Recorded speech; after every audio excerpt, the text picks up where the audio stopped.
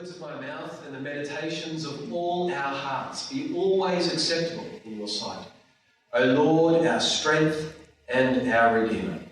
Amen. Amen. Please be seated.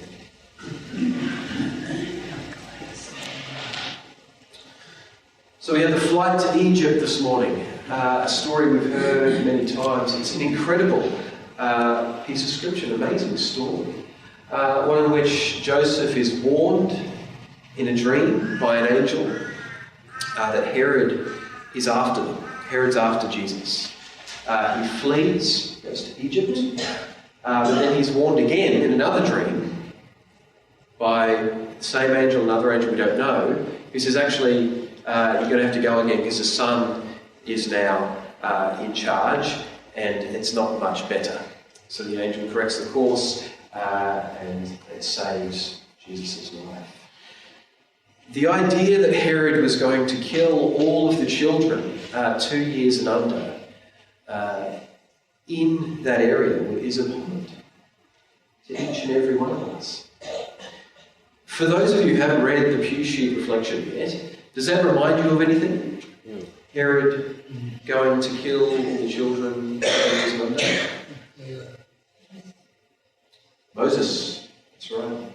So what was the king of Egypt at the time doing to the Israelite children? What did he ask the midwives to do? To kill them. This is a direct illustration of what that Egyptian king was doing to Moses, or trying, attempting to do to Moses. And here we have Herod operating in an extremely similar way to Jesus. Moses grew up to bring liberation to those caught under Egyptian rule. What was Jesus going to go and proclaim to everybody? Liberation from the rule of the world. Freedom. Come to me. Very similar stories in the way they play out. Now, why did the king of Egypt do what he did, and why was Herod driven to do what he did? It's a very common answer to these questions, I think, still today. Initially, it was fear. There's a little bit of arrogance there too on Herod's part. He was upset because he was tricked, right? But Herod was scared. He was scared that his power was going to be taken away from him. That's the same thing with the king of Egypt. They were scared. Being scared, having fear, can often breed violence. And so that is what happened in today's readings. And back in the time of those fleeing Egypt as well. Why do I say that? Well, if we look at what the Holy Family went through all that time ago, fleeing to another country, with the threat of persecution, Christ being born into the world to be one with his own people in the first place.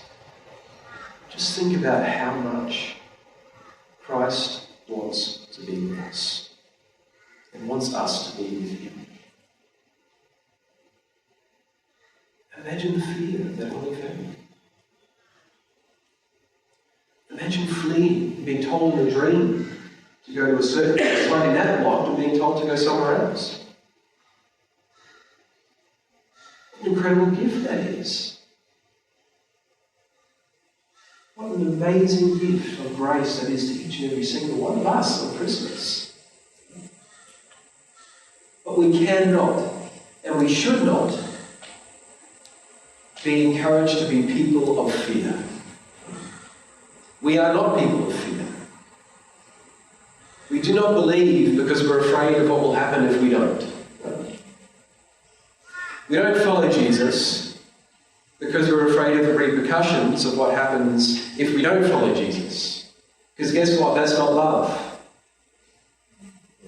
That's not faithfulness. What is it? It's fear. What's the focus there if we believe because of these things?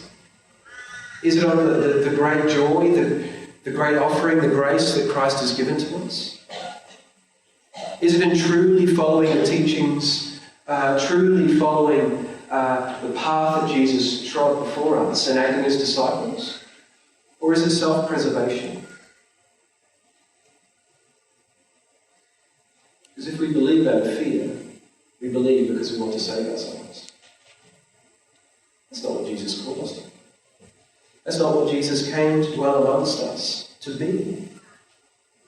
And for us to be. We are people of joy.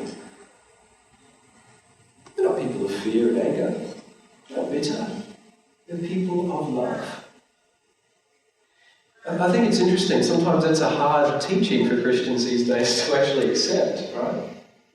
Sometimes that grinds on people the wrong way. Because occasionally there's a part of us that actually wants to be the ones that set the rules. The ones that get to have, reaction to people who don't act like us. But there's nothing of Christ in them. In fact, that's quite counter Christ. We are people of joy and love and grace and mercy and peace. All of those things that Jesus brought to us. Of course, we can't ignore similar circumstances that happen in today's world. People fleeing from persecution to other countries. That has always happened. It's always happened throughout history. We know it happens now. In fact, it's at the forefront of our news quite frequently. People languishing between countries because of war, people who are suffering, especially children. Kids are always the innocent victims in these kind of situations. Jesus was an innocent victim in this situation. Now, we're not here in church to speak politics, but that's the whole point. It doesn't matter if you're left or right, blue, red, whatever it is. It can be purple or green. It doesn't bother me. It doesn't bother any of us. But what we have to remember is we can never dehumanise people. When these political discussions happen, and they will, and you will be involved in them, they all have, and we've spoken about them here before at Theo Cafes. It's fine for us to get involved. Absolutely, we should. We're part of a society.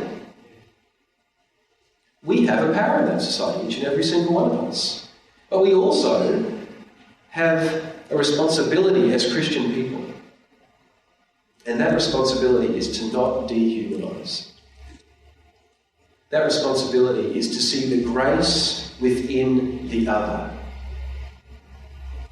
That responsibility is to reject talks which put other people down here because they're not the same as us, or because we're afraid of what might happen. And we'll all have different understandings, different views, different ideas about how things should function when it comes to immigration and that sort of stuff. But the way we talk about it is incredibly important. The way we disagree is extremely important. Because we are people of joy, we are people of grace, and people of mercy. So on the second Sunday of Christmas, we've celebrated the birth of Jesus. It's a beautiful time. There is a feast coming up called the Holy Innocents, where we remember those innocent ones who were taken by Herod. And it's a time for us to remember those who are innocent in our society. Those who need our prayer, our support, and our voice to support them. And it's a time for us to remember that we are people of joy. We are not people of fear. We are people of love, not of reaction. And we are people that have an incredible gift to offer. And it's our job to offer that widely and generously and with love and mercy. In the name of God, the Creator, Redeemer, and Sustainer. Amen. Amen.